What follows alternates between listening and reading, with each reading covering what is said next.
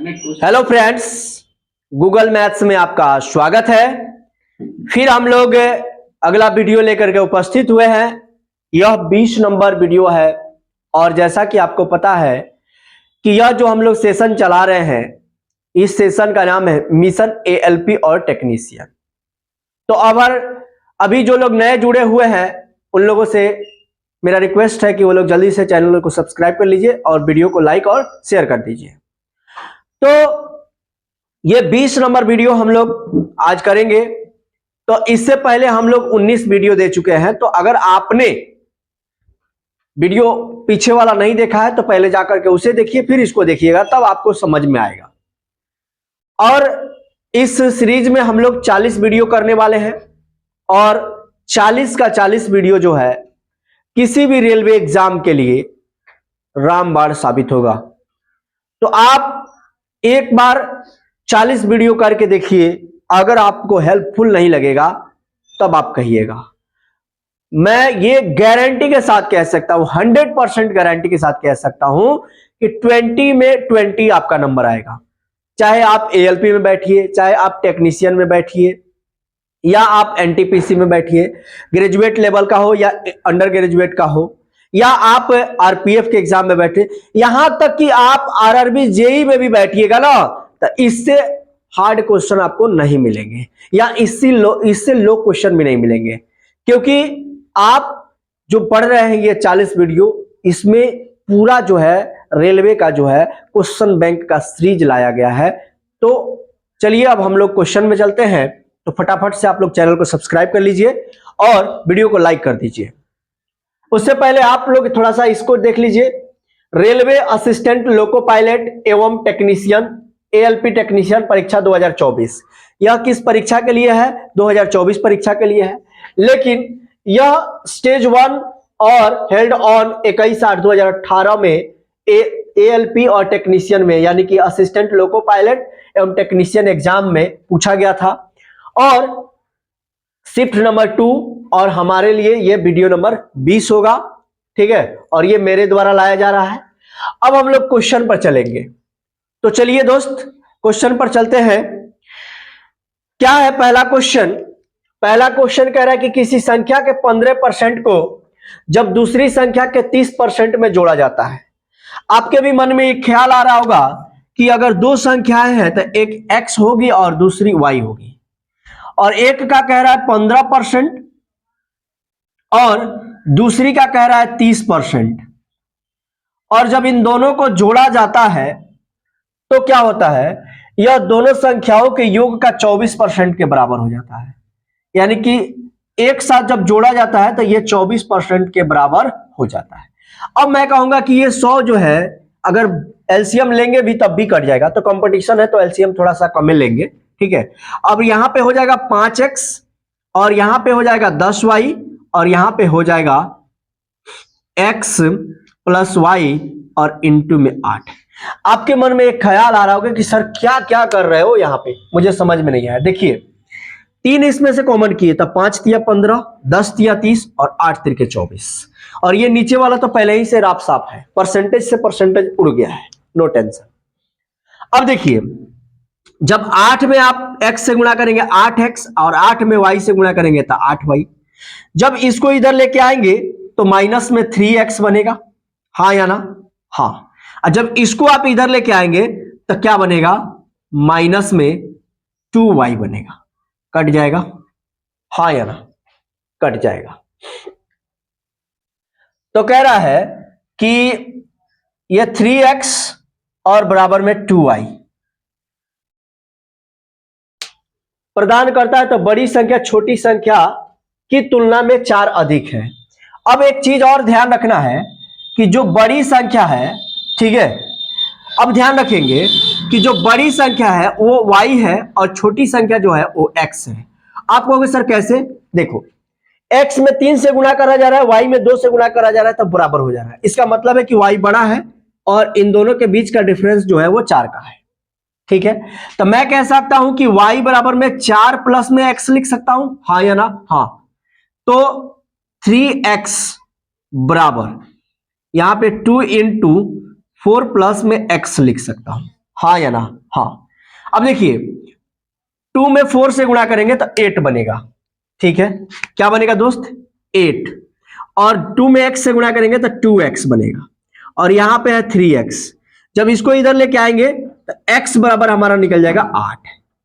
x बराबर क्या निकल गया? 8। अब ढूंढिए ऑप्शन में कि 8x बराबर, यानी पहला नंबर 8 किसका है? तो इसका है, और 4 जब उसमें जोड़ेंगे तो 12 हो जाएगा, तो 8 और 12 इस प्रश्न का हमारा आंसर हो जाएगा।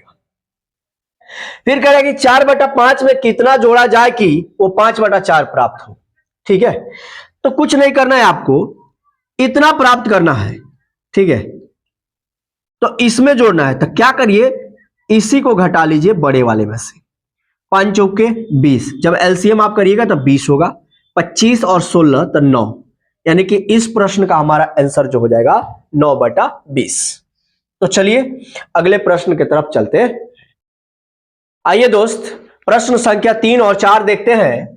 कह रहा है कि यदि 20% वार्षिक दर से 2000 को निवेश किया जाता है और ब्याज को अर्धवार्षिक आधार पर चक्रवृद्धि किया जाता है, तो देखिए अर्धवार्षिक आधार पर चक्रवृद्धि किया जाता है तो 18 माह के बाद राशि कितनी होगी? अब ध्यान से देखिए, ब्याज का जो दर है वो अर्धवार्षिक है, तो 18 महीना में 3 गो अर्धवार्षिक होता है, 6 का, 6 का और 6 का। इसका मतलब है कि 3 वर्ष हो जाएगा। ब्याज अर्धवार्षिक यानी 1 वर्ष ले लेना है। अब देखिए, अब ये 6, 6 और 6 का 3 गो वर्ष बन गया हमारा, और रेट 20% का है, तो अर्धवार्षिक में जो 20% है उसको आधा कर देंगे 10%।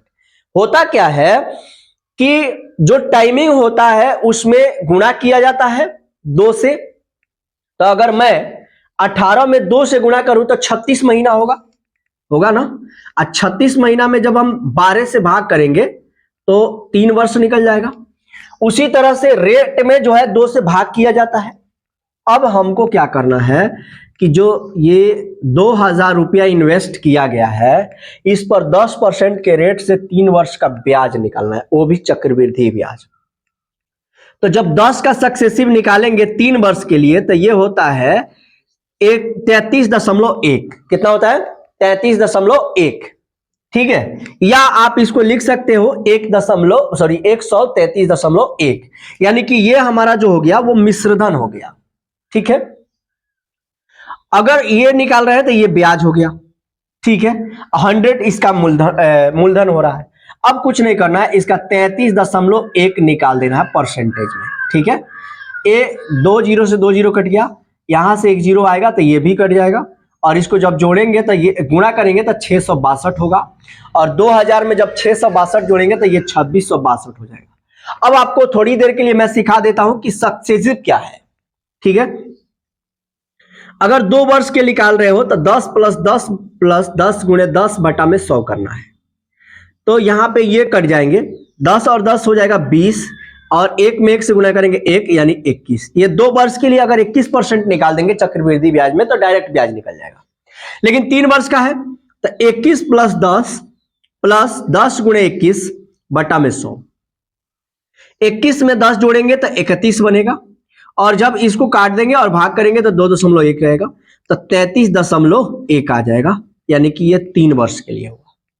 इसी तरह से सक्सेसिव लगा करके निकाल करके हम लोग आंसर निकाल सकते हैं।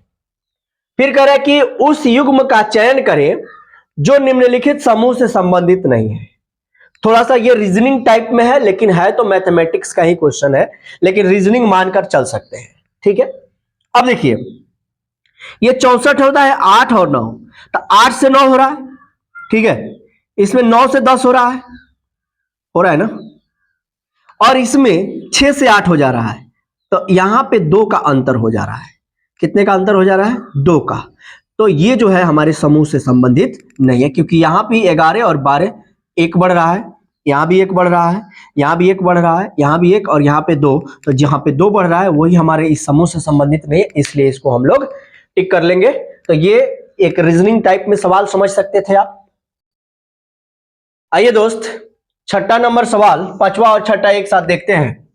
और ये सवाल जो है आपके लिए बहुत ही मजेदार सवाल होने वाला है, क्योंकि अगर आपको इससे डर लगता है तो आज डर खत्म कर देंगे। गारंटी है कि आपका डर खत्म कर देंगे। तो देखिए क्या है ये सवाल, ठीक है। एक कुआं खोदा जाता है जिसका व्यास 3 मीटर और गहराई 14 मीटर है। उसमें से निकली हुई मिट्टी को, जो मिट्टी निकाली जाती है और कुएं के चारों ओर क्या कर दी जाती है, फैला दी जाती है। एक तटबंध बनाने के लिए 4 मीटर चौड़ा एक वृत्तीय आकृति का क्या क्या दिया जाता है, घेरा बनाया जाता है। तो कह रहा है कि तटबंध की ऊंचाई क्या है। सबसे पहला बात है कि दोस्त कि एक वृत्तीय क्षेत्र है, बनाया जा रहा है और इसके बीच में यह कुआं खोदा गया है। तो मान लीजिए कि यह इनार है, यानी कि कुआं है, ठीक है। और इसकी जो हाइट है एच जो है, ठीक है, वो दे दिया हुआ है 14 मीटर। एच जो है वो 14 मीटर का है। दिखाई दे रहा है, नहीं दे रहा है, रुक जाइए हम हटा देते हैं, इधर लिखता हूं। एच जो है वो 14 मीटर का है, ठीक है दोस्त, कोई डाउट नहीं है। और इसकी जो त्रिज्या है आर, हम कह सकते हैं कि 3/2 है, ठीक है। क्यों 3/2 है? क्योंकि व्यास 3 है तो त्रिज्या आधा होती है, तो 2 कर देंगे। अब यहां पे ये 4 मीटर चौड़ी जो है क्या किया गया है, ये तटबंध बनाया गया है और इसी का ऊंचाई पूछा जा रहा है। ये बीच का इनार है, ये 4 मीटर चौड़ी है और ये जो है ये चौड़ाई कितनी है इसकी, और इसकी चौड़ाई है 3/2 यानी कि 1.5। तो ध्यान से देखिए, अगर हम इस पूरे वृत्ताकार भाग का त्रिज्या निकालने का प्रयास करेंगे, ठीक है, तो ये 4 और प्लस में 3/2 होगा, यानी कि 11/2 होगा। 4 दूनी 8, 3 11, 11/2। तो याद रखेंगे। अब देखिए सबसे पहले क्या है ना कि वेलन का आयतन बराबर में हो जाएगा वलय का क्षेत्रफल। अब वलय का आयतन भी बोल सकते हैं, वलय का आयतन जिसमें h लग जाता है, पाई h इंटू बड़ा R स्क्वायर माइनस छोटा R स्क्वायर, ठीक है। और इसका क्या होता है, पाई R स्क्वायर h। अब यहां पे जो है R छोटा रखेंगे और h बड़ा रखेंगे। यहां पे जो है R तो आप दिख ही रहा है, यहां का h छोटा रहेगा। अब पाई से पाई चला जाएगा, यहां का R का मतलब है छोटा वाला R, यानी कि 3/2 और गुणा में 3/2। h इसकी हाइट जो है, इनार की हाइट जो है वो 14 है, बराबर इस h को हमें निकालना है। बड़ा R जो है वो 11/2 का स्क्वायर होगा, यानी कि ऐसे, और फिर इसका जो हो जाएगा वो 3/2 का स्क्वायर हो जाएगा। हाँ या ना? हाँ। अब आप देख पा रहे होंगे कि अगर हम इसे हटाने का प्रयास करें तो ये 7 बनेगा। 3 3 का 9, 7 63 बटा में 2 बराबर में h। और यहां पे देखिए 11 का स्क्वायर करेंगे तो 121 बटा में 4 माइनस 9/4, ठीक है। तो यहां पे जो है हमारा ये इधर क्या बचा, 63/2 और बराबर में h अगुणे 112 बटा में 4, ठीक है। अब देखिए 7 9 63 और 16 7 112, 4 चौके 16, ठीक है। अब 4 दूनी 8, यानी कि इस प्रश्न का हमारा आंसर आ गया h बराबर 9/8, यानी कि उसकी हाइट जो हो जाएगी वो 9/8 मीटर का हो जाएगा इस प्रश्न का आंसर, ठीक है। कह रहा है 250 का 56% क्या होगा। कुछ नहीं होगा दोस्त, आंसर निकल गया। 50 25 और 5 दूनी 10, 28 दूनी 56, 8 पंचे 40। इकाई अंक पर 0 ढूंढो, बस आंसर आ जाएगा। बस अगला प्रश्न आइए दोस्त, अगला प्रश्न, प्रश्न संख्या 7 और 8 एक साथ देख लेते हैं। कह रहा है कि टॉम के पिता टॉम से 3 गुना बड़े हैं। टॉम के जो पिता हैं वो टॉम से 3 गुना बड़े हैं। मान लीजिए टॉम के पिता को हम x लेते हैं और टॉम को y लेते हैं और 3 से गुणा करते हैं, तो ये दोनों बराबर हो जाएंगे। हाँ हो जाएंगे। 10 साल पहले तो x - 10 और y - 10, यानी कि टॉम के पिता में से 10 वर्ष और टॉम में से 10 वर्ष कम करने के बाद के पिता की आयु टॉम की आयु से 7 गुनी थी। अब ये 10 वर्ष पहले की बात है तो 7 से गुणा करेंगे, 7 गुणा के बात हो रही है, 7y माइनस में 70। अब यहां पे देखिए x माइनस 7y, और जब इस 10 को इधर लेके आएंगे तो ये माइनस 60 बचेगा। ठीक है दोस्त, अब आप यहां पे देख रहे होंगे कि x के बराबर में 3y है तो 3y माइनस 7y बराबर में माइनस 60 लिखेंगे तो माइनस 4y बराबर में माइनस 60 होगा, तो ये कट जाएगा तो ये 15 हो जाएगा। तो पूछ रहा है कि टॉम की आयु कितनी वर्ष है, तो टॉम की आयु 15 वर्ष। इससे आसान तरीका आपको नहीं मिलेगा। ठीक है ना, आइए और इस चैनल से जुड़िए और औरों को भी जोड़िए। और अभी तक आपने चैनल को सब्सक्राइब नहीं किया है तो अभी याद पार दे रहा हूं, चैनल को सब्सक्राइब जल्दी से कर लीजिए। आइए देखिए, किसी 5 मीटर ऊंचे प्लेटफॉर्म के ऊपर टावर के साथ उन्नयन कोण 30 डिग्री का था। आपको मैं बता दूं एक बात कि हम एक पिक्चर ड्रॉ कर रहे हैं और यह पिक्चर जो है ये 5 मीटर ऊंचे प्लेटफॉर्म की है। जहां पे हम लोग खड़ा होकर के ट्रेन पकड़ते हैं तो वो 5 मीटर हाइट की है और नीचे ट्रेन रहती है। ठीक है, अब देखिए, अब इसमें क्या है कि इसके ऊपर ये टावर लगा हुआ है, ये कि पूरा का पूरा जो है, ये पूरा का पूरा यहां से यहां तक जो है ये टावर है और ये टावर जो है 45 मीटर ऊंची है। ठीक है, तो मैं कह सकता हूं कि इतना जो है ये 40 मीटर का होगा, हाँ या ना? हाँ। अब 30 डिग्री का एंगल बना रहा है दोस्त, कितने डिग्री का? 30 डिग्री का। तो आपने पढ़ा होगा, अगर पीछे वाला मेरा वीडियो पढ़ा होगा तो मैंने बताया था कि जब 30 डिग्री होता है तो हाई 1 के बराबर में होता है, हाई √3 के बराबर में होता है और ये 2 के बराबर में। तो अगर 1 के बराबर में 40 है, कितना है? 40। तो पूछा जा रहा है कि आप बताइए कि प्लेटफॉर्म कितनी दूरी पर था, मतलब यहां से यहां तक की बीच की हमको दूरी बतानी है। ठीक है, क्या बतानी है? क्या बतानी है? प्लेटफॉर्म कितनी दूरी पर था। कह रहा है कि किसी 5 मीटर ऊंचे प्लेटफॉर्म के ऊपर टावर के साथ उन्नयन कोण 30 डिग्री का था। यदि टावर 45 मीटर ऊंची थी तो प्लेटफॉर्म कितनी दूरी पर था। तो प्लेटफॉर्म की दूरी बतानी है, तो कुछ नहीं करना है। यहां पे देखिए, एक रेशियो के बराबर में 40 है तो √3 के रेशियो के बराबर में कितना होगा? तो 40√3। कुछ नहीं सोचना है दोस्त, कुछ नहीं, बस इस प्रश्न का हमारा आंसर हो जाएगा 40√3। अब आप सोच रहे होंगे सर ये बना कैसे रहे आप, तो याद करिए कि tan थीटा बराबर यानी कि tan 30 डिग्री बराबर क्या होगा? तो लंब बटा आधार। लंब क्या है? तो यहां से यहां तक यानी कि 40। आधार क्या है? यहां से यहां तक, तो कुछ नाम दे देते हैं, मान लीजिए कि x नाम दे देते हैं। tan 30 का मान होता है 1/√3 बराबर 40 बटे में x। जब तिरछा तिरछी आप मल्टीपल करेंगे तो x बराबर आ जाएगा 40√3। तो आपको ये याद कर लेना चाहिए, किसके लिए? ये 30 के लिए मैं बता देता हूं, ये 1 होता है, ये √3 होता है और ये 2 होता है।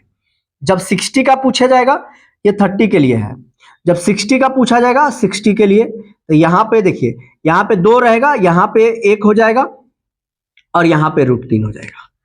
इसी तरह से आपको अगर और भी समझने हैं ट्राइगोनोमेट्री का कंसेप्ट तो मेरे चैनल पर वीडियो पड़ा हुआ है, जाकर के उसे देखिए और फिर कंसेप्ट समझ में आ जाएगा, तो फिर बनेगा आपसे सवाल। तो चलिए अगले प्रश्न में आइए फ्रेंड्स, अगला प्रश्न देखते हैं। अगला प्रश्न कह रहा है फ्रेंड कि एक ट्रेन 66 किलोमीटर की गति से चल रही है। स्पीड जो है उसकी, ट्रेन की स्पीड जो है, चाल जो है वो कितना है? 66 किलोमीटर प्रति हावर। और प्लेटफॉर्म जो है, यानी कि एक ट्रेन होगी जिसकी लंबाई x है और एक प्लेटफॉर्म है जो 300 मीटर लंबी है। और आपको समझ में नहीं आ रहा है कि ये कैसे हो रहा है, तो याद रखना डिस्टेंस हमेशा जुड़ता है, चाहे वो ट्रेन की डिस्टेंस हो या प्लेटफॉर्म की डिस्टेंस हो। और चाल समान दिशा में घटता है और विपरीत दिशा में जुटता है। तो यहां पे तो एक ही ट्रेन है तो एक ही चाल होगा। ठीक है, फिर 24 सेकंड में पार करती है और 5/18। फॉर्मूला क्या होता है? d बराबर होता है s गुणा में t गुणा में 5/18।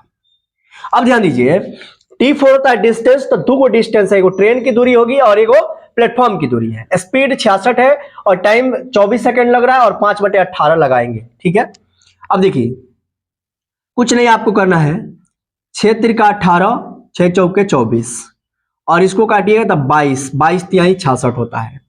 5 चौके 20 तो यानी 22 दूनी 44 यानी कि 440। 440 में से 300 जाएगा तो 140। इस प्रश्न का राइट आंसर हो जाएगा 140।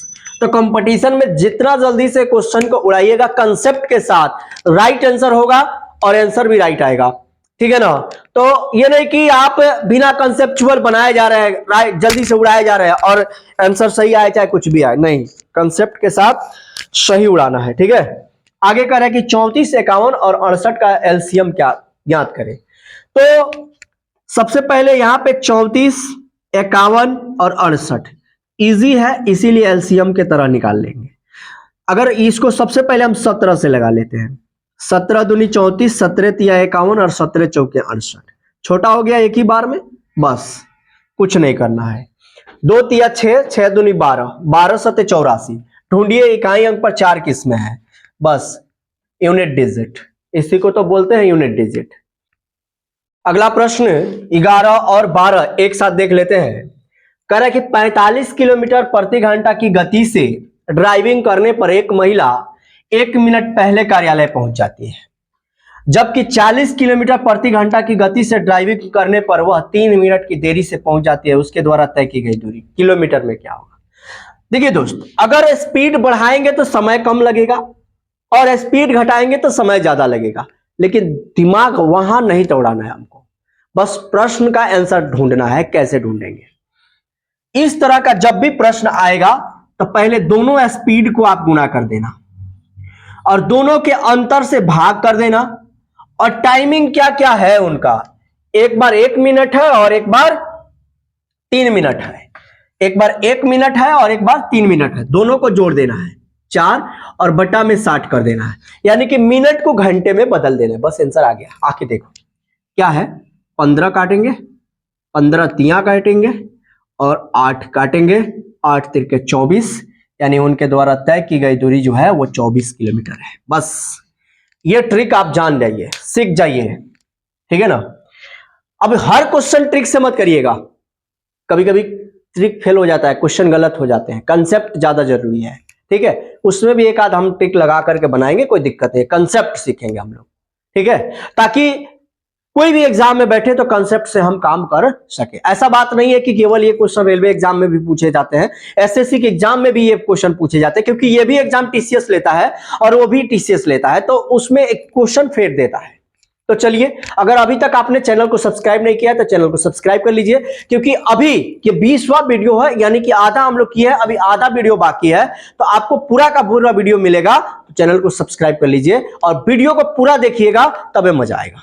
चलिए, कह रहा है कि 9409 का वर्गमूल क्या होगा। इसे तो और अच्छा ट्रिक बताता हूं, आइए देख लीजिए।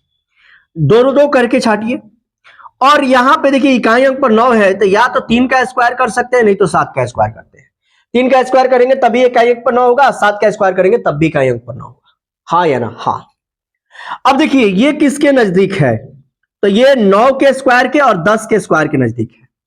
तो 9 का स्क्वायर होता है 81 और 10 का स्क्वायर होता है 100, तो ये 100 के करीब है, 100 का करीब है, यानी इन दोनों में से बड़े का करीब है।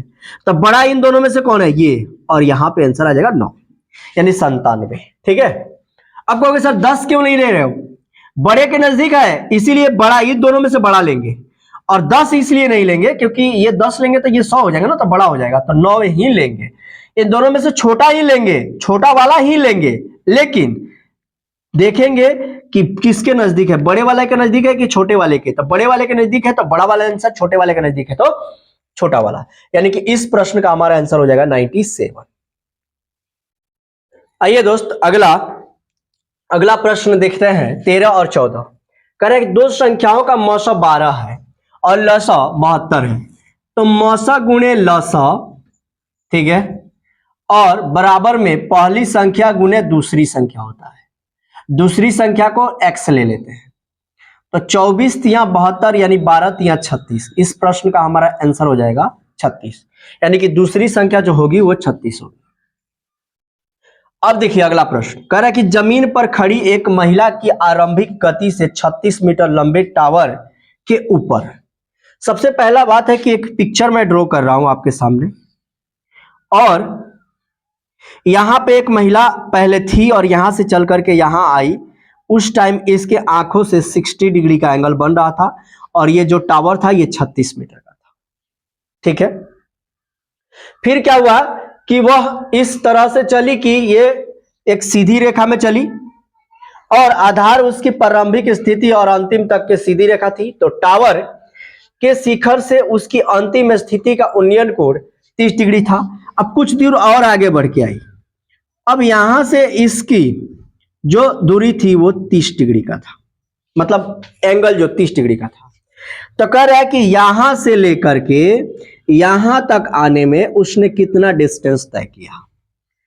तो मैं अभी थोड़ी देर पहले मैंने बताया था कि जब ये 60 रहेगा, 60 यहां पे थीटा रहेगा, तो यह 1 के बराबर होगा और यह √3 के बराबर होगा। अब बताइए कि अगर 36 √3 के बराबर है तो 36 बटा √3 करेंगे, यानी कि 36 बटा √3 करेंगे तो ये 12 और √3 बनेगा, यानी कि यहां से यहां तक 12 √3 है। ठीक है, मीटर में। ठीक है, अब देखिए दोस्त, और फिर मैंने बताया था कि अगर ये टोटल अगर थीटा 30 डिग्री का है तो ये 1 के बराबर है और ये पूरा √3 के बराबर है। अगर यह अकेले 1 के बराबर है तो ये पूरा जो है यहां से यहां तक ये 36 √3 के बराबर होगा। ठीक है, पूरा 36 √3 के बराबर है और यहां से यहां तक 12 √3 के बराबर है। तो 36 √3 में से 12 √3 निकल जाएगा तो हमें इस डिस्टेंस के बारे में पता लग जाएगा।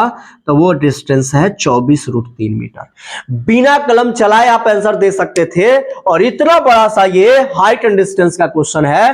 तो अब अभी हम कुछ दिनों के बाद, मतलब 2 से 4 दिनों के बाद हाइट एंड डिस्टेंस का एक मैराथन वीडियो करने वाले हैं। मैराथन का मतलब है कि जितना भी हाइट एंड डिस्टेंस का रेलवे एग्जाम में प्रश्न पूछा हुआ है सबका चोपड़ा साफ कर देंगे। तो अभी आप चैनल को सब्सक्राइब कर लीजिए ताकि वो आपसे ऑफर छूट ना जाए। तो चलिए यहां पे 24 √3, यानी ऑप्शन नंबर कितना, ऑप्शन नंबर सी 24 √3। ठीक है, 24 √3। आइए फ्रेंड्स, अगला प्रश्न 15 और 16 एक साथ देखते हैं। किसी संख्या का 84% 105 है। तो ये तो एक इजी क्वेश्चन है कि x का अगर 84% लिखेंगे तो 105 आएगा। ठीक है, 21 चौके 84 और 21 पंचे 105, इसको काटिएगा तो 25, 25 पंचे गुना करिएगा तो 125, यानी इस प्रश्न का हमारा ऑप्शन नंबर सी हो जाएगा। अगला कह रहा है कि यदि sin x plus cos x बराबर इतना हो तो tan x का मान क्या होगा। तो मैंने कहा दोस्त, अगर मैं cos x यहां पे लिख लेता हूं, cos x बराबर में √2 sin x, और इस sin x को इधर लेके आता हूं तो माइनस sin x हो जाएगा। अब cos x बराबर में हम यहां पे अगर sin x कॉमन कर लेते हैं तो यहां पे बचता है √2 और माइनस में 1। अगर इसको मैं बटा में भेजता हूं तो cos x बराबर आ जाएगा √2 माइनस 1, और यहां पे sin x हो जाएगा। ठीक है, अब इसको जब डिवाइड करेंगे तो ये बनेगा हमारा cot x, मतलब cos बटा sin का सूत्र होता है cot, बराबर में √2 माइनस में 1। और देखिए cot जो होता है वो cot थीटा बराबर 1 बटा tan थीटा होता है। ठीक है, तो cot थीटा बराबर इतना है, तो क्या हम लिख सकते हैं, इसी तरह से tan थीटा बराबर भी एक सूत्र होता है 1 बटा cot थीटा। तो जब यहां पे हम 1 और बटा में इतना लिखेंगे, यानी कि √2 माइनस 1, और जब इसका हम परिमेयकरण करेंगे तो √2 प्लस 1 और √2 प्लस 1 होगा। तो ऊपर में आ जाएगा प्लस और नीचे में ये हो जाएगा 1, तो इसका कोई वैल्यू नहीं है, तो ये ऑप्शन होगा। लेकिन याद रखना है कि आपको ये सारे क्रियाक्रम नहीं करने हैं। याद रखेंगे कि tan का उल्टा होता है cot, तो इसका अपोजिट होगा, यानी कि परिमेयकरण होगा। इसका मतलब है कि माइनस वाला है आ रहा है cot में, तो tan में प्लस वाला आएगा, देख सकते हैं। आइए दोस्त, अगला प्रश्न 17 और 18 करें कि यदि sec theta plus tan theta बराबर 2 हो तो sec theta minus tan theta बराबर क्या होगा। देखिए ये प्लस में है और ये माइनस में है, इसके अपोजिट है, अपोजिट है ना, तो इसका अपोजिट करिए, तो अपोजिट करिएगा तो 1/2 होगा, 1/2 का मतलब है 0.5, ये हमारा ऑप्शन हो जाएगा। लेकिन क्या, इसको थोड़ा सा मेथड से सीख लीजिए, ये ट्रिक है। आप बोलते हैं ना कि ट्रिक कराइए, बहुत सारे ट्रिक है, लेकिन कंसेप्ट बहुत ज्यादा जरूरी है। ट्रिक से आपका आंसर आ गया, ठीक है, कंसेप्ट सीखिए। देखिए क्या है कंसेप्ट, कि अगर हम यहां पे सेक थीटा है तो सेक थीटा लिख दिए, और इस tan थीटा को इधर लेके आते हैं तो 2 माइनस tan थीटा हो जाएगा, और इसका हम वर्ग करते हैं, वर्ग यानी स्क्वायर, तो सेक स्क्वायर थीटा, और इधर जाएगा a square plus b square और माइनस 2 गुणे 2 tan थीटा, यानी कि डायरेक्ट यहां पे लिख सकते थे हम 4 tan थीटा, यस या नो? हाँ। अब इसको जब इधर लेके आएंगे तो sec square theta minus tan square theta, इसका वैल्यू होता है 1, और इस 4 को इधर लेके आएंगे तो इधर हो जाएगा 1, और यहां पे माइनस 4 tan थीटा हो जाएगा। अब आप देख पा रहे होंगे कि अगर 4 में से हम 1 ले जाएंगे तो -3 बचेगा, -3 और बराबर में -4 tan थीटा होगा, हाँ या ना? हाँ। इसको काटेंगे और 3/4 होगा, 3/4 का मतलब क्या होता है? 0.75, यानी कि tan थीटा के बराबर में आ रहा है 0.75। अब कुछ नहीं करना है आपको, जब दोनों का योग जो था वो कितना था? 2 था, ठीक है, कितना था? 2। तो अगर हम यहां पे एगो का वैल्यू 0.75 निकाल दिए है तो एगो को कितना निकलेगा? 1.25, यानी कि सेक थीटा का 1.25 निकलेगा और tan थीटा का 0.75 निकलेगा। जब दोनों को जोड़ेंगे तो 2 होगा। अब कह रहा है कि दोनों का अंतर यानी घटाओ, अंतर कर दो और देखो घटा करके इतना आता है कि नहीं, ठीक है, बस इतना ही आएगा। अब देखिए, अब अगर आप अगले प्रश्न की तरफ देखेंगे, निम्न में से कौन सी जोड़ी ट्विन प्राइम की एक जोड़ी नहीं है? अब प्राइम नंबर का मतलब होता है अभाज्य संख्या। अगर मैं कहूं आपसे कि आपको 20 तक पढ़ा आता है तो आपको एक अजीब सा लगेगा, ठीक है ना, लेकिन मैं कह रहा हूं कि आप 19 का पढ़ा पढ़िए, तब तक मैं इसका आंसर निकाल देता हूं। कैसे? तो देखिए, यह सभी जो देख रहे हैं आप 11 और 13, इसमें एक ही प्राइम फैक्टर है, एक ही गुणनखंड है, इसका भी है, लेकिन इसमें 19 सत्ते 133 होता है। इसका मतलब है कि ये कट रहा है, यानी कि ये प्राइम नंबर नहीं है, यानी अभाज्य संख्या नहीं है, यह भाज्य संख्या है। भाज्य संख्या भाग लग रहा है, इसका मतलब है कि 19 का पढ़ा आपको याद था तो आपको काम आ गया होगा, अगर नहीं याद था तो याद कर लीजिए, ठीक है। आइए दोस्त, इस वीडियो का लास्ट स्लाइड 19 और 20 नंबर क्वेश्चन एक साथ देख लेते हैं। तो अगर अभी तक आपने चैनल को सब्सक्राइब नहीं किया है तो चैनल को सब्सक्राइब कर लीजिए, वीडियो को लाइक एंड शेयर कर दीजिए और हमारे चैनल से जुड़ जाइए, ठीक है। कह रहा है कि जेरेमी अपने पिता से 26 वर्ष छोटी है। इसका मतलब है कि अगर मान लीजिए कि पिता को x मान ले रहे हैं और जेरेमी को y मान ले रहे हैं, तो अगर इसमें 26 वर्ष ऐड कर दे रहे हैं तो ये दोनों बराबर हो जाएंगे। हाँ, हो जाएंगे।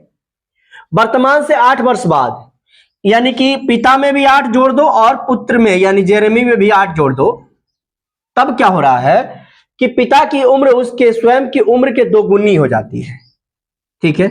और जब 2 गुना ये अपनी आयु को करता है तब तक उसके पिताजी 2 वर्ष घट जाते हैं। तो इसमें 2 घटा दो या इसमें 2 जोड़ दो, बात खत्म हो जाएगा। x + 8, 2 में y से गुना करेंगे 2y, और यहां पे हो जाएगा 16 माइनस में 2। अब यहां पे 14 बनेगा, और यहां पे देखिए 8 और माइनस में 2y बराबर, ये 14 हो गया, 16 में से 2 गया तो 14 हो गया, और इसको इधर लेके आएंगे तब -8, यानी x - 2y बराबर आपको देखने में आ रहा होगा कि 6 होगा, ठीक है। अब x का मान देखिए क्या है, x का वैल्यू जो है वो है y + 26, तो मैं यहां पे y + 26 लिखता हूं x का वैल्यू, और माइनस में क्या लिखता हूं 2y और बराबर में 26। अब इसको जब हम घटाएंगे तो -y, और इसको जब इधर ले जाकर के घटाएंगे तो -20, तो इसको कट कर देंगे तो जेरेमी जो है वो 20 वर्ष का निकल जाएगा, यानी कि जेरेमी का जो आयु है वो 20 वर्ष यानी 20 ईयर्स निकल जाएगा। फिर कह रहा है कि दोपहर के 3:47 पर घंटे और मिनट के सुई के बीच द्वारा बनाए गए छोटे कोण बताना है, उनके बीच का। तो आप एक फॉर्मूला याद रखिए, 60h - 11m और बटा में 2, या 30h माइनस 11/2m। लेकिन इस पर आप याद रखिए, इसको बना लेंगे आप। तो 60 और 3 में गुणा करेंगे तो 180 माइनस 11 में 47 से गुणा करेंगे 11 सते 77 और 11 चौके 44 और 7 तो 7 4 11 51 517/2।